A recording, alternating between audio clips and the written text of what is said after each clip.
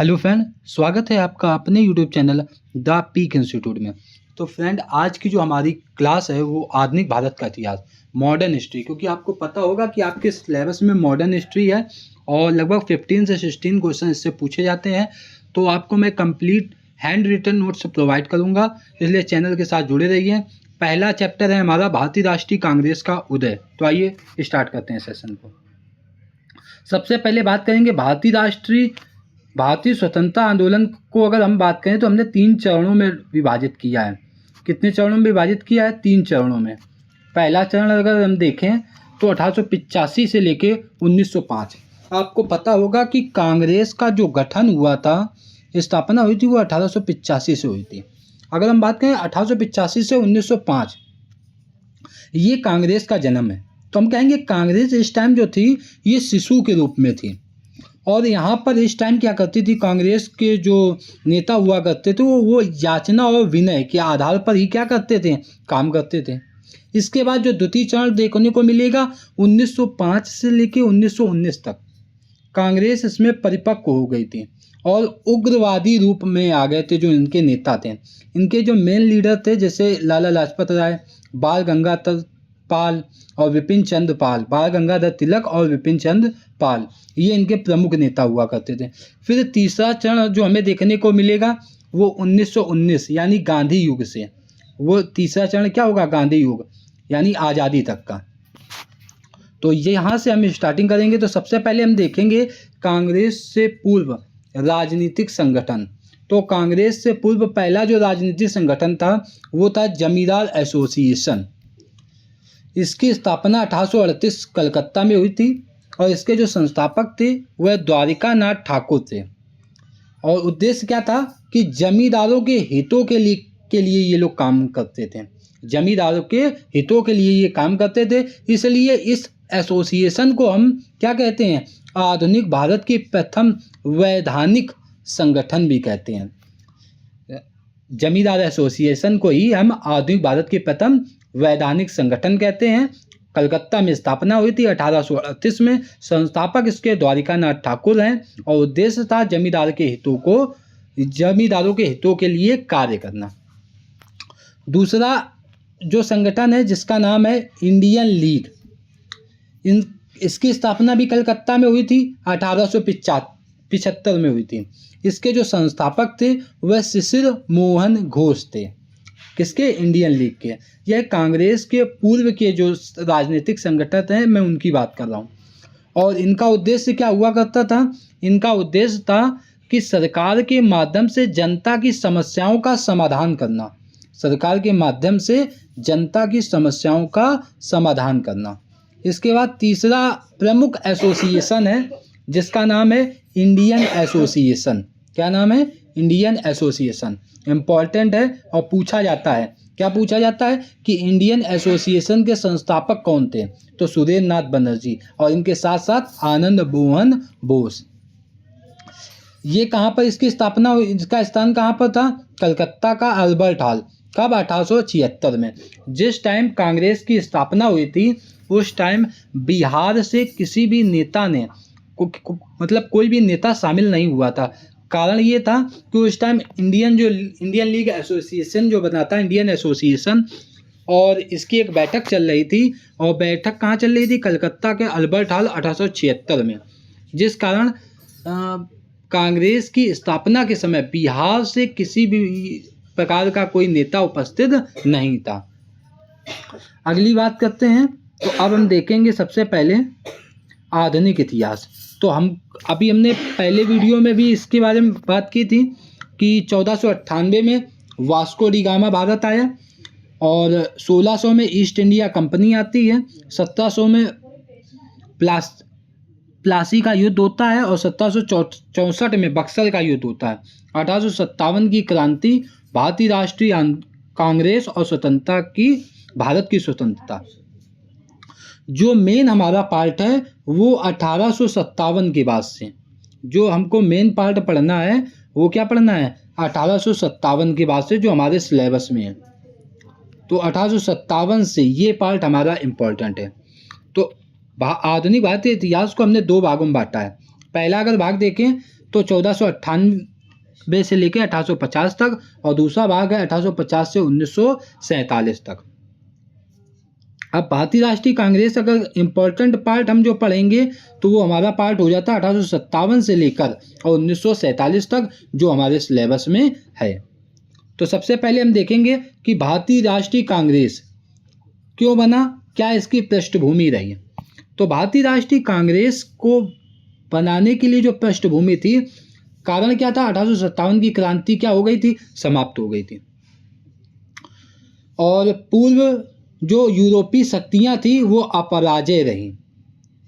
इसके अलावा अगर हम देखें तो भारत के विभिन्न प्रांतों में राजनीतिक संगठनों का गठन हुआ, जिसका नेतृत्व ब्रिटिश शिक्षित भारतीयों ने किया। किन्होंने किया, ब्रिटिश शिक्षित भारतीयों ने। ये क्या करते थे, आम लोगों को, इनका उद्देश्य था आम लोगों को जागरूक करना। इसके बाद अगर हम बात करें तो संपूर्ण प्रांत में, मतलब कुल 11 प्रांत हुआ करते थे। अगर भारत में पहले बात करें तो कुल 11 प्रांत हुआ करते थे, जैसे एक था पश्चिमोत्तर प्रांत जो पश्चिम की तरफ था, एक पंजाब प्रांत था, इसके अलावा सिंध प्रांत था, संयुक्त प्रांत था, बिहार था, असम था, बॉम्बे था, मद्रास था, मध्य प्रांत, उड़ीसा और बंगाल। ये कुल 11 प्रांत हुआ करते थे। तो अगर हम बात करें कि जो भारतीय राष्ट्रीय कांग्रेस है उसके उदय में जो महत्वपूर्ण भूमिका रही वह किसकी रही, तो वह रही ए.ओ. ह्यूम की। ए.ओ. ह्यूम का क्या नाम है पूरा, एलन ऑक्टेवियन ह्यूम नाम है। ये पहले भारतीय सिविल सेवा के अधिकारी रह चुके हैं और बंगाल सिविल सेवा में के लिए भी इन्होंने काम किया है। इन्होंने ज्वाइन किया था 1849 में और रिटायर्ड हुए थे 1882 में। इन्हें कांग्रेस का पिता कहते हैं। ये स्कॉटलैंड के निवासी थे, भारतीयों से अच्छे संबंध थे, इसलिए इनको एक उपाधि दी गई थी हर्मिट ऑफ शिमला की। इनको पीपुल्स फ्रेंड्स के नाम से भी जाना जाता है और यह भारत के पक्षी विज्ञान के जनक माने जाते हैं। ये इतनी बातें आपको ए ह्यूम के बारे में आपको पता ही होनी चाहिए। इसके बाद अगली स्लाइड में आते हैं। तो अगर हम बात करें तो पहले जो थी कि किस प्रकार से व्यवस्था चलती थी, जैसे रैयतवाड़ी, महलवाड़ी, जमींदारी या स्थायी बंदोबस्त। रैयतवाड़ी के जनक के लिए रूप में थॉमस मुनरो को जाना जाता है, महलवाड़ी के रूप में हार्ट मैकेंजी को जाना जाता है और जमींदारी के रूप में लॉर्ड कॉर्नवालिस को जाना जाता है। इसके अलावा एक महत्वपूर्ण कथन है कि ब्रिटेन की नीतियों का परिणाम था कि भारत में साहूकार जमींदार हो गए और किसान खेतिहर मजदूर हो गए। यह रोमिला थापर ने यह कथन कहा था। इसके बाद बात करते हैं लॉर्ड रिपन की। तो जो लॉर्ड रिपन थे, ये इनका जो कार्यकाल था 1880 से 84, भारत के वायसराय थे। भारतीय राष्ट्रीय संघ का जो गठन हुआ है वो इन्हीं के कार्यकाल के समय हुआ था। तो पहले क्या थी, जो बैठक होनी थी पूना में होनी थी, लेकिन आपको पता है वहाँ हैजा फैल गया था। तो हैजा के कारण जो कांग्रेस की बैठक पूना में होनी थी वो फिर कहाँ पर हुई थी, महाराष्ट्र में है गोकुलदास तेजपाल महाविद्यालय, उस स्कूल में ही इसकी क्या हुई थी, फिर बैठक हुई थी 1885 में। स्थान में परिवर्तन हुआ, फिर बॉम्बे में गोकुलदास तेजपाल संस्कृत महाविद्यालय, जहाँ पर इसकी बैठक हुई। विभिन्न प्रांतों से कुल 72 प्रतिनिधि शामिल हुए थे। जैसे बॉम्बे से अगर हम देखें तो 38, मद्रास से देखें तो 21 लोग शामिल हुए थे, संयुक्त प्रांत से 7 लोग और पंजाब प्रांत से 3 और बंगाल प्रांत से भी 3 लोग शामिल हुए थे, यानी कुल 72 लोग शामिल हुए थे, जिसमें बिहार से कोई भी सदस्य शामिल नहीं था। जिसका भी कारण हमने आपको बताया कि इंडियन एसोसिएशन जो सुरेंद्र नाथ बनर्जी जिन्होंने इनका क्या जो संस्थापक थे, उसकी बैठक चल रही थी कलकत्ता के अल्बर्ट हॉल में, जिसके कारण किसी भी प्रकार का नेता बिहार से यहाँ पर नहीं आया हुआ था। तो ये आपको मैंने बताया। बॉम्बे में बैठक हुई, 20 दिसंबर से 25 दिसंबर तक बैठक चली। इसमें 9 प्रस्ताव पेश किए गए। पहला प्रस्ताव था भारतीय लोगों के द्वारा दिए गए कर के पैसों की जांच करना। दूसरा था ब्रिटिश सैनिकों पर व्यय को कम करना, कितना परसेंट, 50% कम करना। तीसरा है बर्मा पर अलग से प्रशासन करना। तो ये तीन तो ये इनके क्या हो गए, प्रस्ताव हो गए। चौथा प्रस्ताव क्या था? चौथा प्रस्ताव था कि भारतीयों को बजट बनाने और बहस करने में शामिल करें। यानी कितना पैसा आप भारत में खर्चा करेंगे तो इसका आप बजट बनाएंगे और इसमें आप भारतीयों को भी बहस में शामिल करेंगे। इसके अलावा इंडियन काउंसिल की मांग करें। किसकी मांग करें? इंडियन काउंसिल की मांग करें।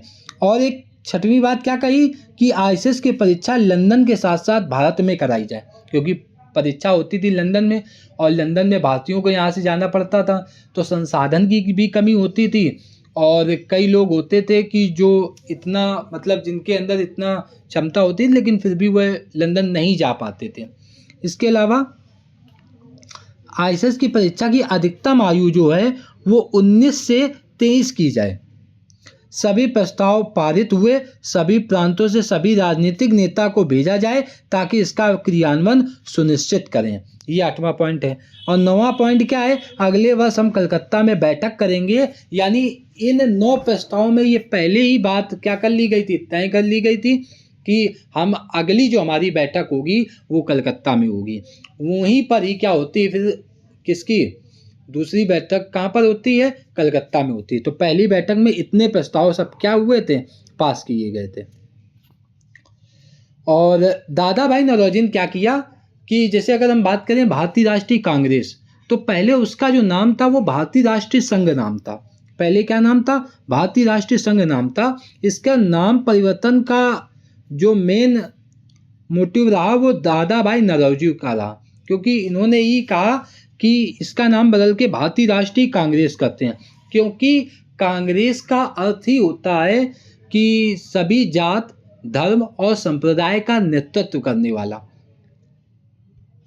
फिर भारतीय राष्ट्रीय कांग्रेस का उदय होता है और स्थापना से लेकर और पूरा जो भी इनके अधिवेशन हुए, कहाँ कहाँ हुए, ये सब हम अगले वीडियो में देखेंगे। आज के लिए इतना ही, धन्यवाद। क्योंकि वीडियो ज़्यादा लंबी हो जाएगी इसलिए आज इतना ही रखते हैं।